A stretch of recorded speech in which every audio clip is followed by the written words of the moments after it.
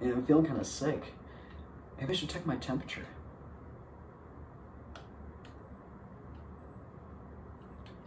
.2. Looks like I'm looking okay. Wait a minute. But how was it able to read that? How was it able to even tell me the temperature at that point? Well, I'm here today to explain that to you guys on just how these thermometers are able to read your temperature in really sub 1 second. It's crazy. I feel I've gathered enough information today from my sources online, such as howstuffworks.com with Marshall Bryan's article dating back from April 1st, 2000, and Chris Woodford's explainthatstuff.com article dating back to November 18th, 2019. Using these two sources, I have gathered plenty of information able to explain to the rest of you just how these thermometers are able to read your temperature and even tell you it. Now, we got to go back to 1709 when thermometers first started. They started from the inventor Daniel Fahrenheit, ironically.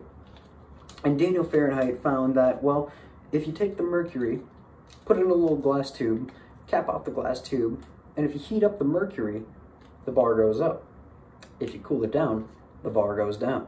This happens with mercury atoms able to, well, separate themselves from one another and making that bar go up, all the way to getting super close together and compact and making that bar go down. He found that if you later just slap some numbers on the left and right, Fahrenheit and Celsius, you now have a thermometer.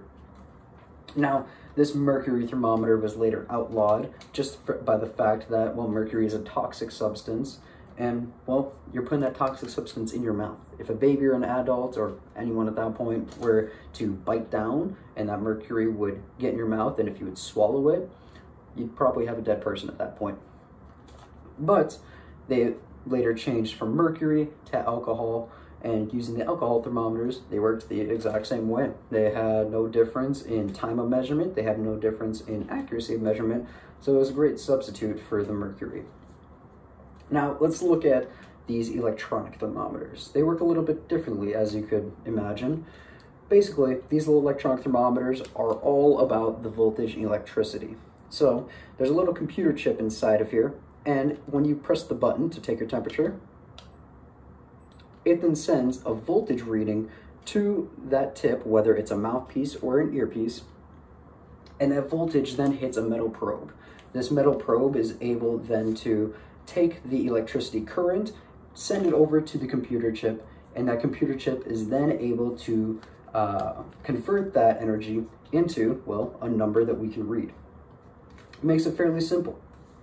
Now, these thermometers work great just by the fact of how fast they work. But if I were to read it again, I might get a little bit different reading.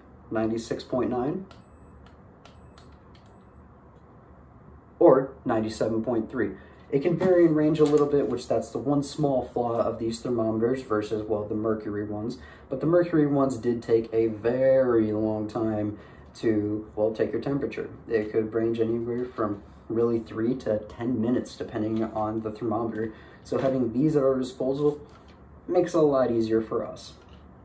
So now that you know how these little thermometers work, it makes it pretty easy to understand them. And it's a pretty simple concept on just how they work.